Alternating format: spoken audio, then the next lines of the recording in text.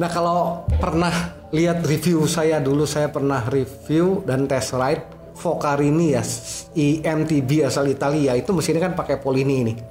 Nah, kalau sobat gue pengen lihat, itu ada di di video-video saya sebelumnya, search aja Focarini ya di channel YouTube e-bike TV ID.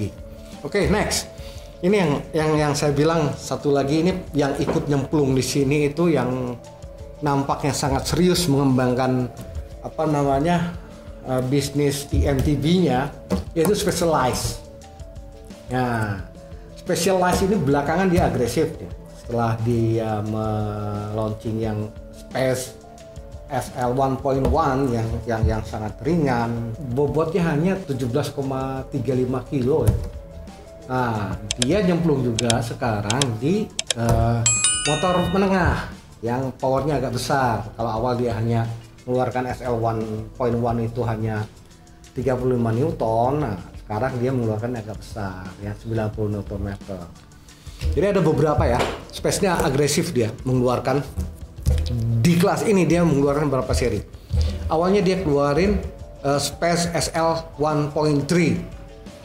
Plak sama sebetulnya itu dengan Bruce Mag tadi ya. Dia keluarin itu. Terus Space SL 2.1, dan yang terakhir yang terbaru itu Space SL 2.2, tapi itu kayaknya sama, motornya sama semua, itu hanya upgrade di perangkat elektronik dan softwarenya ya, terutama yang dari 1,3 kayaknya sama tuh, yang paling kalau saya baca yang paling persis sama banget yang dari 2.1 ke 2.2 itu benar-benar hanya upgrade di software dan dan sistemnya, tapi si motornya tetap sama. Nah, kita bahas yang paling terakhir aja ya, Space 2.2 aja ya, karena itu hampir sama semua. Space SL 2.2 ini itu maksimum powernya bisa mencapai 565 watt. Nah, dengan power yang 565 watt tadi, torsi yang dihasilkan itu mencapai 90 Nm. Ya, lumayan besar dibandingkan yang adiknya yang pertama dia keluarkan. Terus bobotnya juga masih di bawah 3 kilo. Bobotnya itu hanya sekitar 2,95 kg.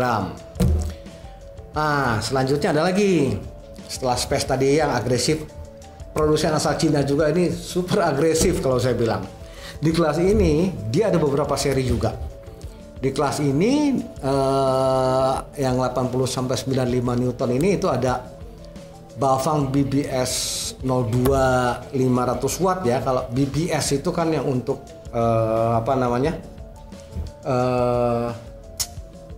ditempel di sepeda lama yang di bottom bracket. Nah, itu BBS serinya. BBS 02 ini juga yang ada yang 500 watt. Nah, yang 500 watt ini itu mampu menyemburkan power torsi maksud saya sampai 95 Newton. Hanya bobotnya yang luar biasa berat emang. Bobotnya Bafang ini mencapai 4 kg. Ada satu lagi variannya si Bafang ini, yaitu yang dipasang di buat integrated ya, yang buat frame-frame yang sama kayak mesin-mesin yang lain, yang bukan frame tempel istilahnya. Itu Bafang M500. Bafang seri M500 ini itu motornya dibekali dengan motor 250 watt powernya. Torsinya itu mencapai berapa ya?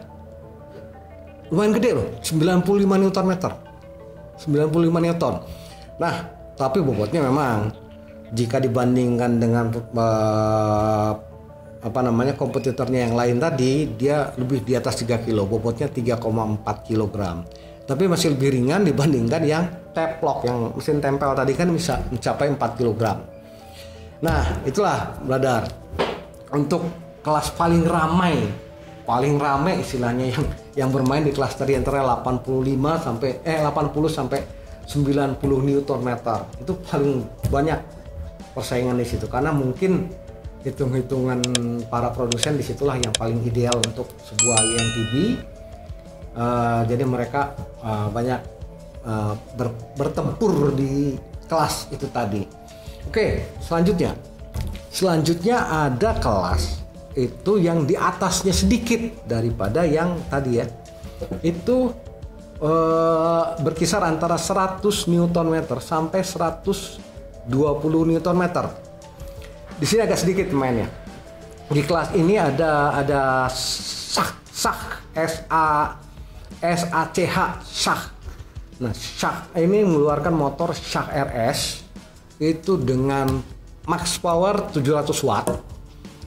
Torsinya bisa mencapai 110 Nm. Tapi bobotnya juga ya di atas 3 kilo karena sudah 110 Newton ya. Bobotnya 3,6 kg. Nah, selanjutnya adalah satu produsen juga, ini kebanyakan Jerman ya, TQ. Nah, TQ ini ngeluarin motor TQ HPR 120S. Si TQ 120S ini motornya 500 watt. Dia mampu mengeluarkan torsi sebesar 120 Nm. Oke. Bobotnya tapi lumayan berat. Dia bobotnya mencapai 3,9, hampir 4 kilo, 3,9 kilogram. Lumayan berat TQ ini. Tapi torsinya gede loh, 120 ya. Oke, selanjutnya kita lanjut lagi ke negeri panda lagi tadi. Setelah di yang kecil, medium dia main, di sini pun dia ada di kelas 100 sampai 120 Newton ini.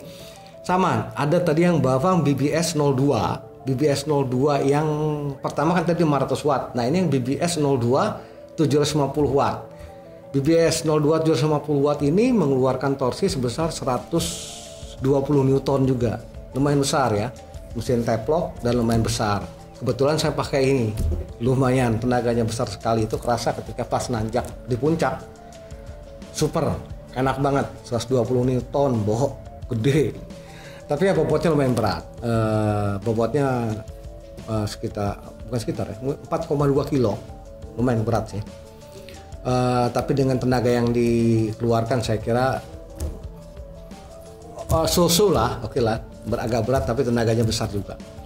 Selanjutnya masih Bafang. Nah, ini yang sama, bukan yang taploknya, Bafang yang untuk di integrated frame ya.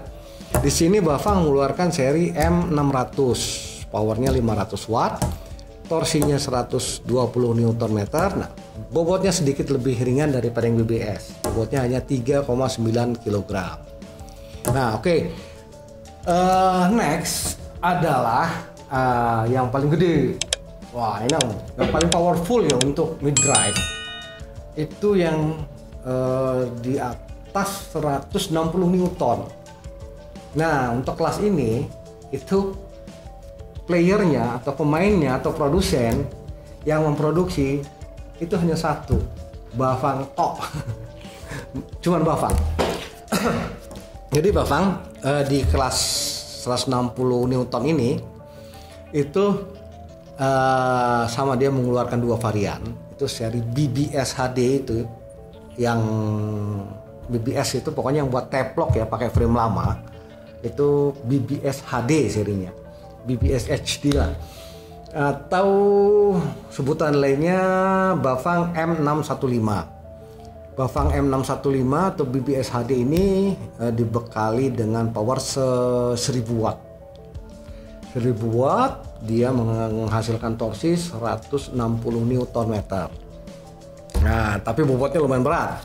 Bobotnya tercatat sekitar 5,6 kilo. Nah, kalau di Amerika di Lunacycle, kalau salah Lunacycle itu sepertinya dia agen penjual Bafang di US ya. Luna menjual BBS HD ini dalam dua versi ya, versi original yang 1000 watt dan versi yang mereka sudah upgrade sistemnya, softwarenya, powernya naik jadi 1500 watt. Buset, 1000 watt ya gede banget. Nah, di sana 1500 watt. Gede banget itu, Bo, sumpah. Oke. Nah, selain itu ada satu lagi ya. Bafang juga yang seri yang buat integratednya. Ini Bafang seri M620 atau G521 tepatnya. Ini sama, dia dibekali dengan mesin 1000 watt ya, powernya 1000 watt, torsi maksimumnya 160 Nm juga, dan bobotnya sedikit lebih ringan daripada yang seri BBS HD. Bobotnya mencapai 5,3 kg, 5,3 kg, selisih 3 ons 300 gram ya dengan yang BBS HD. Nah, jadi begitu brother. Itulah tadi ada berbagai jenis motor mid-drive yang beredar di pasaran ya. Mayoritas pemain atau produsen terbanyak masih dari Jerman. Itu ada beberapa merek asal Jerman. Terus Jepang ikut main di situ. China, dan ada Italia sedikit. Space, US, Amerika ya sedikit, tapi kayaknya yang paling banyak Jerman dan Jepang ya main utamanya. Nah, jadi begitu brother. Jadi saya kira kalau dalam motor listrik ini saya belum lihat ada kriteria terbaik ya. Saya lebih melihatnya tercocok mungkin buat brother sekalian. Jadi kalau misalnya brother sekalian itu masih muda, masih segar, fisik masih oke, dan nggak butuh support banyak, ini hanya untuk support sedikit aja ketika brother ingin melakukan trail puluhan ratusan kilo di gunung, mungkin bisa pakai yang tadi yang 35 sampai 75 Nm. Tapi kalau brother sekalian pengen support yang agak lebih sedikit dengan perencanaan perjalanan yang mungkin lebih jauh sedikit, bisa pakai yang 80 sampai 95 Newton. Atau mungkin brother-brother sekalian ya mungkin perlu support yang lebih besar, mungkin karena faktor usia atau faktor faktor penyakit ya. Saya kasih contoh, saya hipertensi ya. Saya itu riskan kalau ketika olahraga. Orang seperti saya itu heart rate-nya berlebihan ya. Kita tahu ya, patokannya heart rate itu 220 dikurangi usia, itu batas maksimal. Nah, saya selalu menghindari untuk mencapai batas maksimal tadi. Saya pakai 250 watt. Biasanya patokan saya itu bukan dicapai atau ditanjakan atau di apa. Yang jadi patokan saya adalah heart rate. Saya pakai jam heart rate. Jadi saya batasi heart rate saya itu 150 maksimal. Ketika heart rate saya mendekati atau mencapai 150, power motor saya maksimalin untuk menjaga supaya heart rate saya tidak lebih. Nah, ketika heart rate-nya turun stabil, powernya perlahan saya kurangi. Nah, begitu lagi ketika saya heart rate-nya mulai mencapai 150 lagi, power saya gedein lagi supaya heart rate-nya turun lagi tadi. Jadi yang jadi patokan saya itu bukan powernya, saya heart rate-nya, karena saya kita nggak bisa menutup mata juga, belakangan kan banyak yang asik main sepeda, tahu-tahu game di jalan. Kebanyakan karena faktor heart rate tadi kan tidak mengontrol. Jadi, nah kalau saya pribadi, saya pakai motor tadi untuk mengontrol heart rate tadi. Mungkin buat brother-brother sekalian yang punya penyakit lebih parah atau mungkin usianya yang sudah sepuh, mungkin di atas 55, 60 tapi masih pingin olahraga, goes ke gunung, nah itu bisa pakai yang 1000 watt. Jadi masih bisa menikmati adventure, jalan-jalan di alam, bersenang-senang dengan teman-teman di gunung, tapi masih bisa menjaga heart rate tadi supaya tidak over. Itulah jenis-jenis mid-drive yang ada di pasaran saat ini, ya, brother.